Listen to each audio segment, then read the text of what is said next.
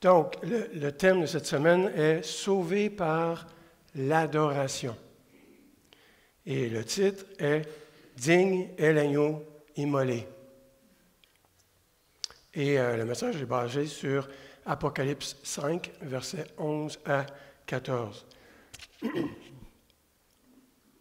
Donc, aujourd'hui, frères et sœurs, en ce troisième dimanche de notre célébration de Pâques, nous poursuivons notre voyage dans le livre de l'Apocalypse. Jean Le Prouron a commencé le livre la semaine passée. Alors, nous continuons aujourd'hui dans le livre et même dans les deux prochains messages dans l'Apocalypse. Donc, la semaine dernière, nous avons établi quelques règles de base pour nous aider à tirer le meilleur parti de la lecture de ce livre qui, disons-le, est unique. Est unique dans son genre. Et deux de ces règles de base nous seront utiles aujourd'hui pour le message et le texte que nous allons lire. La première règle est celle où nous nous sommes rappelés que le personnage central de l'Apocalypse, c'est Jésus. C'est Jésus, le Seigneur crucifié, ressuscité, qui a remporté la victoire sur le monde, sur la chair et sur le diable. Et cet aspect sera au centre du message d'aujourd'hui. Et la deuxième règle que nous avons vue est que l'un des thèmes centraux de l'Apocalypse, c'est qu'il y a le salut assuré et complet pour tous les saints. C'est vous, ça. OK? C'est assuré. Est-ce que le message, c'est un message qui est donné dans Apocalypse? Et ça va aussi faire partie du message aujourd'hui. La dernière semaine, le message était basé sur le chapitre 1 et versets 4 à 8. Et pour la lecture d'aujourd'hui, nous passons directement au chapitre 5. Donc, on passe de 1 au chapitre 5. OK? Mais je vais vous faire un petit résumé du chapitre 1 à 4, là, pour vous donner une idée de ce qui se passe dans les premiers chapitres. Donc, la semaine dernière, nous avons vu que la révélation de Jésus a été divulguée à qui? À l'apôtre Jean, qui est aussi l'auteur du livre de l'Apocalypse, et aussi des 7 lettres envoyées aux 7 églises. Nous avons appris que Jésus, le personnage central, est le témoin fidèle, le premier-né d'entre les morts et le souverain des rois de la terre. Donc ça, c'est dans Apocalypse 1, verset 5. Nous ne nous sommes pas arrêtés pour lire les 7 lettres aux 7 églises. Et ça couvre les chapitres 2 et chapitre 3. OK? On est donc rendu au chapitre 4 maintenant. Nous n'avons pas couvert non plus plusieurs descriptions faites en langage apocalyptique, utilisées pour décrire la vision que Jean a eue de Jésus. Mais rappelons-nous que le langage apocalyptique consiste en un langage fantastique, de bêtes à plusieurs têtes, avec des cornes, accompagnés de symboles mystiques, et qui nous sont rédigés dans le livre, dans l'intention, non pas d'en dissimuler le sens, mais d'en révéler le sens. Et Jean savait de quoi il parlait au moment où il a écrit, il a utilisé ces images à ce moment-là. Et on peut même parler des écritures apocalyptiques qui ont duré de 300 ans avant Jésus-Christ à 300 ans après Jésus-Christ, pour confondre les Romains. C'est une écriture spéciale que les Juifs pouvaient comprendre. Okay? Donc, Jean savait de quoi il parlait. Il a écrit de manière à ce que son public, à ce moment-là, comprenait. Donc, après le chapitre 2 et le chapitre 3 qui donnent le contenu des lettres des 7 églises, nous avons une description dramatique de la salle du trône. La salle du trône dans le ciel, décrite au chapitre 4. On y trouve des images assez étonnantes qui font travailler notre imagination. Et nous allons nous pencher sur certaines de ces images, car elles sont importantes. Elle est la préparation pour le terrain du message d'aujourd'hui. Tout d'abord, la vision de Jean est introduite par l'image d'une porte ouverte dans le ciel et d'une voix semblable à une trompette ici. On voit ici au Apocalypse 4, verset 1, qui dit ceci. Après cela, je regardai et voici une porte ouverte dans le ciel. Telle une trompette, la première voix que j'avais entendue me parle et me dit, « Monte ici, je te ferai voir ce qui doit arriver dans la suite des choses. » Et ensuite, Jean nous donne une magnifique description de la personne assise sur le trône, sur un trône splendide, entouré de 24 autres trônes, où siègent 24 anciens, vêtus d'habits sacerdotaux. Le tout est accompagné d'éclairs, de grognements et de tonnerres. Et j'ai tenté, sous toute réserve, de construire des schémas pour vous permettre de visualiser un petit peu plus que les Écritures nous parlent. Mais c'est l'œuvre d'André Marino. C'est pas exactement ce qui se passe, là, mais ça va vous donner une idée. OK? Donc, la prochaine description, c'est le premier schéma sur 4. Donc, ça, c'est le premier.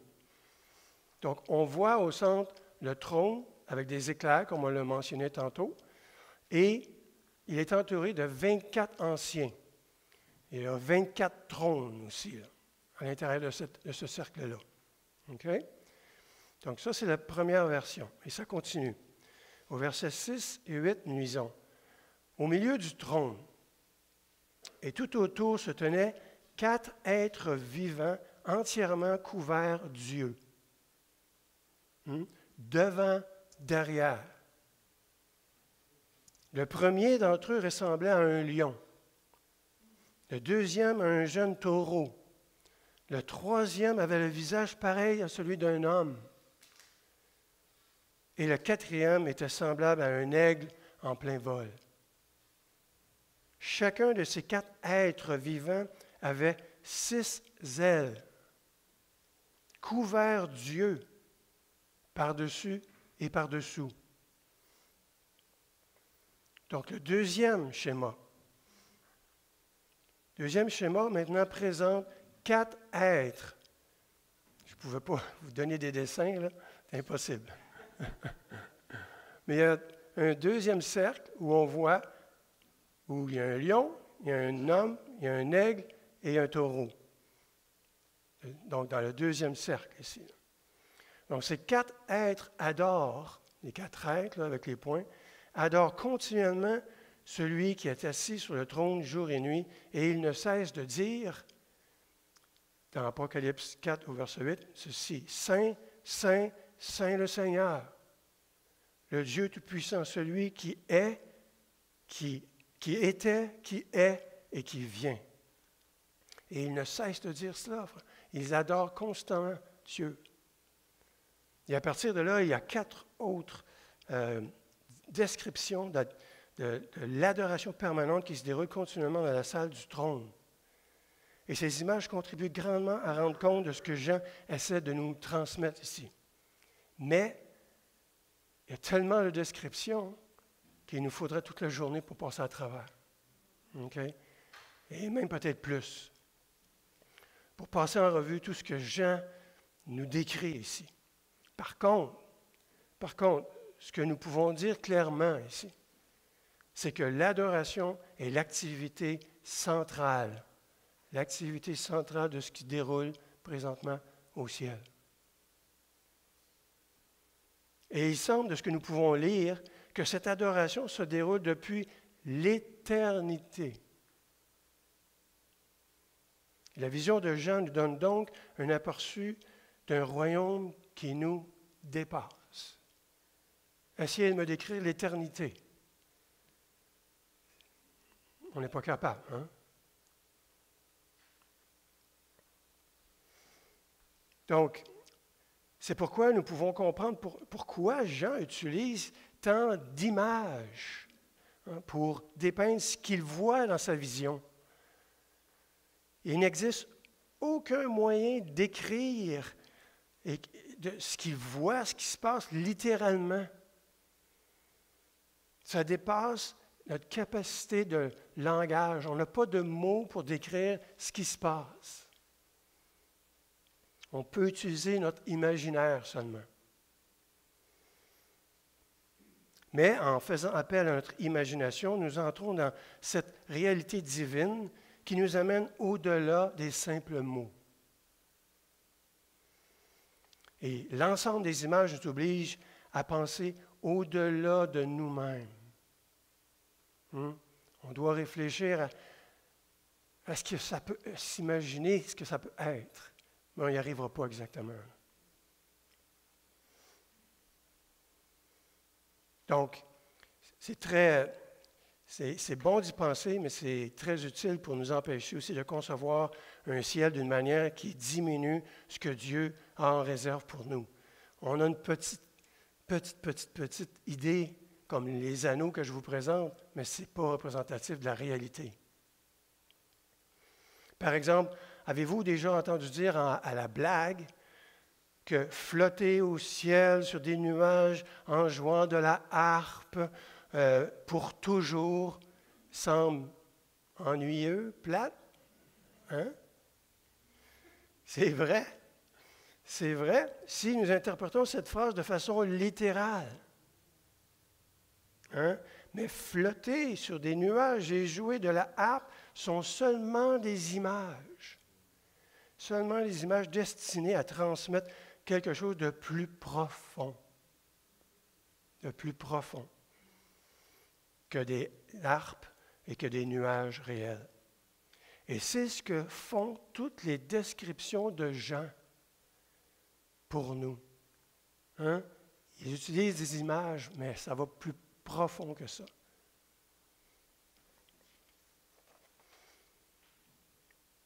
Ces images-là n'essaient pas simplement de donner une description littérale de ce qu'il a observé, mais elles tentent de nous impliquer de manière à faire participer à l'adoration décrite dans le texte.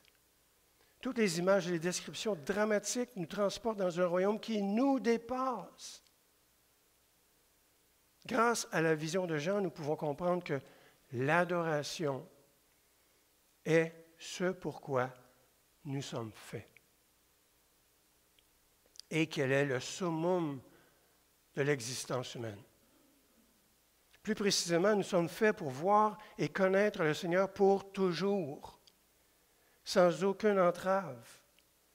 Comme le rapporte Jean dans son évangile, dans Jean 17, au verset 3, nous lisons « Or, la vie éternelle. » C'est quoi la vie éternelle?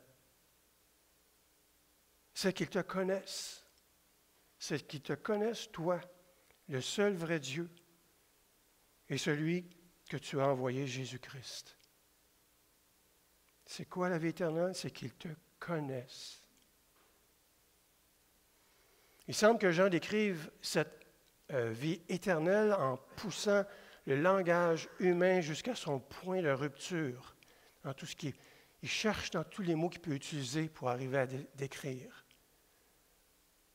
Nous ne devons pas nous attendre à ce que ces descriptions aient des sens complets pour nous. Ce n'est pas le but ici. Elles ont pour but de nous inviter à l'adoration dans la salle du trône de Dieu où nous rencontrons celui qui seul est digne d'une telle adoration. Cette description du chapitre 4 se concentre sur l'adoration du Père pour le moment, qui est assis sur le trône. Mais, après cette description, Jean attire maintenant notre attention sur Jésus. Par le biais du rouleau scellé que personne ne peut ouvrir. Et c'est une triste vision pour Jean, car personne, pour lui, il voit ça, il dit, personne ne peut ouvrir les 7 sceaux de ce rouleau. Mais il rapporte ensuite la parole d'un ancien, un des anciens, vous voyez, dans le cercle que je vous ai vu tantôt, là, un des anciens lui dit ceci, « Ne pleure pas, ne pleure pas. Voici que le lion de la tribu de Juda, le rejeton de David, a vaincu pour ouvrir le livre et ses 7 sceaux. Ah! Enfin, le livre va être ouvert. » Et sur ce point, Jean nous fait pénétrer davantage dans la vision où Jésus est également l'objet d'adoration. On adorait le Père, au chapitre 4. Là, on fait rentrer Jésus dans le portrait, qu'on va l'adorer également. Cette vision inclut l'image d'un agneau. Et il dit au verset 6 du chapitre 5, « Et je vis au milieu du trône et des 4 êtres vivants, et au milieu des anciens, un agneau debout qui semblait immolé. Il avait 7 cornes et 7 yeux, qui sont les 7 esprits de Dieu envoyés par toute la terre. » Et il s'agit d'une image stupéfiante et étonnante, frères et sœurs. Lorsque l'agneau s'apprête à prendre le rouleau, l'adoration offerte au Père change maintenant et est rendue vers l'agneau. Par un chant qui est exprimé par la confiance et l'assurance que l'agneau est digne d'ouvrir le rouleau scellé. La valeur de l'agneau est en quelque sorte liée au fait que le sacrifice du sang de l'agneau a racheté pour Dieu tous les hommes de toute tribu, de toute langue et de toute nation et de tout peuple. Tout le monde est racheté. Donc, tout cela, frères et sœurs, nous amène, le préambule ici nous amène maintenant à la partie de l'Apocalypse de Jean que nous traiterons aujourd'hui, soit Apocalypse 5, du verset 11 à 14. Mais d'abord, lisons versets 11 à 12, qui dit, « Je regardai, et j'entendis la voix de beaucoup d'anges autour du trône, des êtres vivants et des anciens. Et leur nombre était des myriades de myriades, des milliers de milliers. Et il disait quoi? Il disait d'une voix forte, « L'agneau qui a été immolé est digne de recevoir puissance, richesse, force, sagesse, honneur, gloire, louange. » C'est complet, je pense. Hein? Christ est digne de recevoir tout cela. Maintenant que Jésus a été révélé comme étant digne d'ouvrir le sceau, le rouleau scellé, le cercle d'adoration s'élargit de façon exponentielle. La vision de Jean inclut maintenant d'innombrables anges qui forment un autre anneau autour des êtres encerclés et des 24 anciens. Ce qui nous amène au 3e schéma. Le 3e schéma, on voit les anges, des myriades d'anges qui entourent les êtres et qui entourent les anciens. Il y en a des myriades. Je ne pouvais pas les mettre sur un papier. Alors, imaginez-vous des myriades et des myriades d'anges.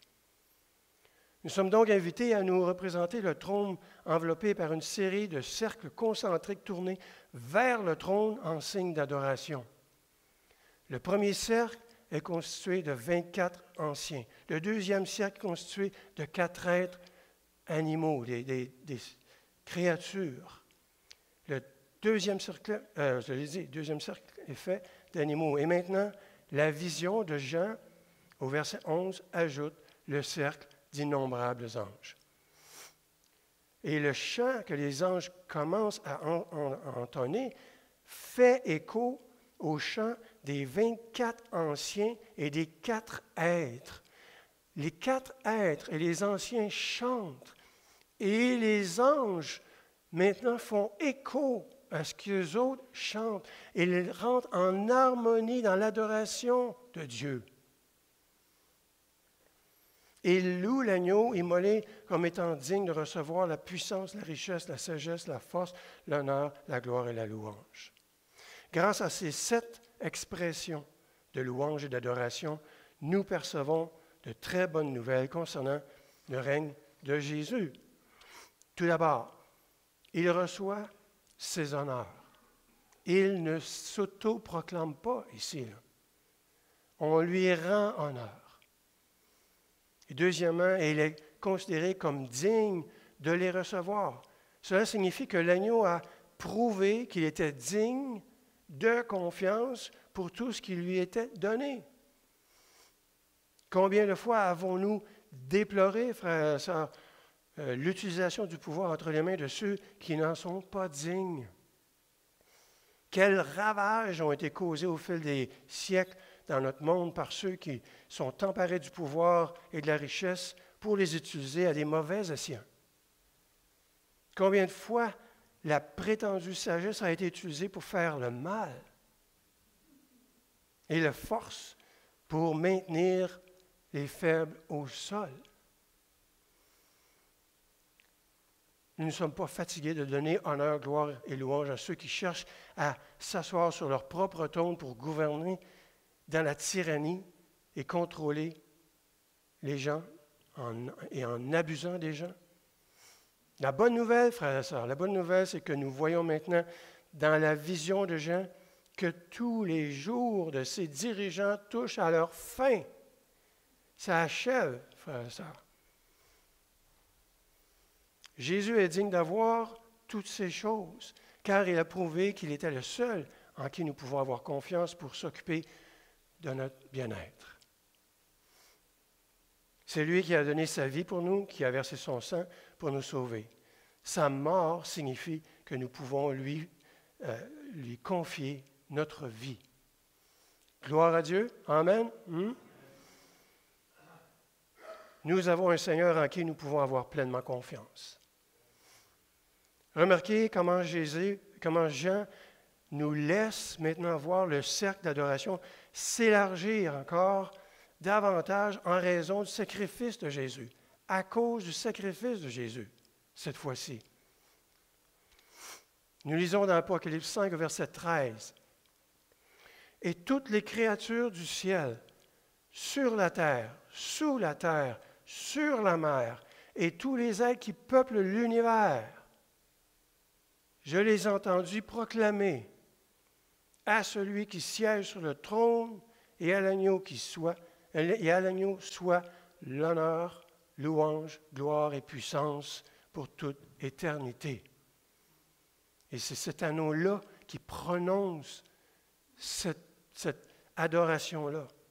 Nous sommes rendus au 4e schéma. Et ça, frères et sœurs, le cercle bleu, c'est nous. C'est vous. Les rachetés. Et nous sommes nombreux, comme vous pouvez voir. Maintenant que Jésus a été victorieux en tant qu'agneau, conquérant, toutes les créatures sont libres de l'adorer. La vision que montre la victoire étendue et complète du Seigneur concerne le cosmos, ni plus ni moins. Il n'y a pas de pierre non retournée, de coin sombre non touché par la lumière victorieuse de l'œuvre du salut de Jésus. Sa création et toutes les créatures qui s'y trouvent sont libérées. Sont libérées, rachetées et invitées à entrer dans la salle du trône. Réalisez-vous, vous êtes invités à participer, à entrer dans la salle du trône pour adorer. Maintenant, parlons un petit peu de l'adoration, pour clarifier ce vers quoi nous sommes attirés, frères et sœurs.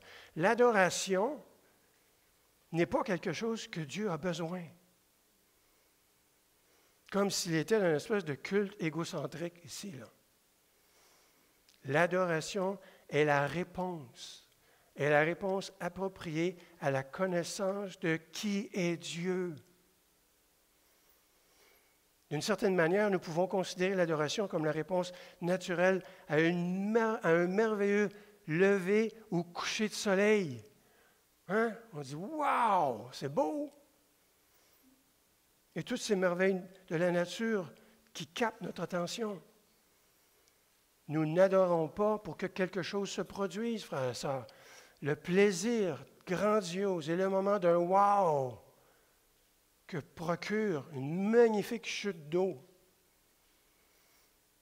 sont le résultat de notre appréciation de cette merveille de la nature.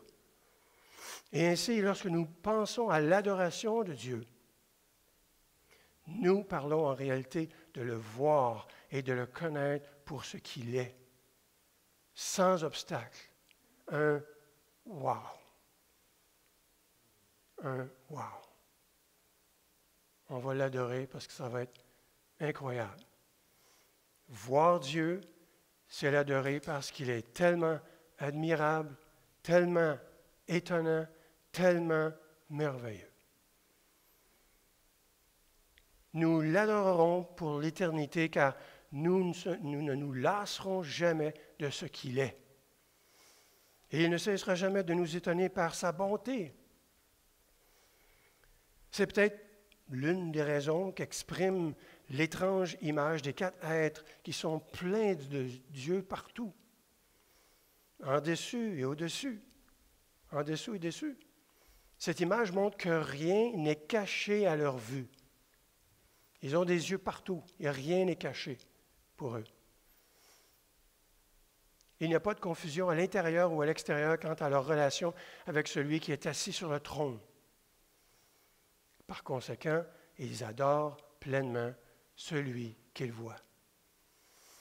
Ce que nous voyons dans la victoire de Jésus, c'est un salut qui nous libère, frères et sœurs, et nous permet de connaître le Seigneur de la manière dont Dieu l'a voulu depuis le début. Jésus nous a guéris de l'aveuglement dû aux ténèbres du péché. Il a supprimé tous les obstacles qui nous empêchent de voir Dieu tel qu'il est vraiment, dans son cœur et dans son caractère. C'est pourquoi Jésus est la révélation de Dieu. C'est en Jésus que nous pouvons maintenant voir pleinement qui est Dieu. Grâce à Jésus, on peut voir pleinement qui est Dieu. Celui qui est digne de confiance et digne de toute adoration. Nous avons maintenant un autre anneau de concentrique ajouté au cercle d'adoration, celui des créatures rachetées, vous et moi, tous les hommes, toutes les femmes, tous les enfants. Jésus et son Père, ainsi que le Saint-Esprit, sont au centre de l'adoration. Il s'agit d'une vie d'adoration qui dure depuis l'éternité. Mais maintenant, nous, les créatures rachetées, vous et moi, les créatures rachetées de l'agneau, sommes inclus dans le cercle d'adoration. Prenons note de notre position, frères et sœurs, ici. Nous ne sommes pas au centre, et même pas dans le cercle intérieur. Et peut-être que nous voyons cette image qui est incluse par Jean pour nous garder humbles. Par la grâce, nous sommes inclus dans le cercle, mais cela ne fait pas de nous le centre. Le centre est toujours et sera toujours le Dieu trinitaire. Mais cela ne diminue en rien notre inclusion dans l'adoration. L'apôtre Jean a un dernier mot pour inclure la vision de la salle du trône ici. Au verset 14, il dit ceci, « Et les 4 êtres vivants disent « Amen ». Et les anciens se prosternèrent et adorèrent. Remarquez l'anneau intérieur, les 4 êtres disent « Amen ». Ils disent amen à quoi? Ils disent amen aux paroles et adorations prononcées par l'anneau extérieur, nous. Ils disent amen en accord à ce que nous disons, que nous louons Dieu. Ils nous intègrent à l'adoration. Nous sommes unis, frères et sœurs, dans l'adoration. Par cet amen reconnu par les êtres, les anciens et par les êtres, les 4 êtres. Et en plus, ils répondent par une nouvelle adoration. Nous sommes invités à participer à l'adoration de Dieu, non pas en tant que spectateurs dans le siège le plus éloigné, mais en tant que véritables participants à la vie d'adoration qui se déroule depuis l'éternité. Nous sommes invités au wow, à contribuer réellement à la vie divine dans le ciel. C'est une vérité merveilleuse qu'il est difficile d'exprimer par des simples mots ou des cercles, hein, comme j'ai fait. Il y a plus que ça. Hein. Jean nous invite donc à faire appel à notre imagination, à aller au-delà de ce que notre monde offre aujourd'hui et à nous pencher sur l'adoration dans laquelle nous entrons pleinement lors du retour de Jésus. Alors que nous concluons ce 3e dimanche de Pâques, frères et sœurs, puissions-nous nous continuer à chercher à connaître le Seigneur de plus en plus, à grandir dans notre plaisir et notre adoration du Père, du Fils et du Saint-Esprit. L'adoration ne doit pas se terminer, frères et sœurs, lorsque nous quittons cette salle. Elle doit continuer car le Seigneur nous accompagne dans ce monde brisé pour continuer à le révéler et la révérer à tous. En l'accompagnant dans notre vie quotidienne, frères et sœurs, puissions-nous continuer à le connaître, à l'adorer et à témoigner de lui dans tous les coins sombres de notre monde. Le connaître est bien plus grand que ce que nous pouvons imaginer. Bien plus grand. Plus nous apprenons à le connaître, plus nous voulons que d'autres voient et le connaissent aussi. Ils pourront alors aussi entrer avec nous dans le cercle d'adoration. Amen.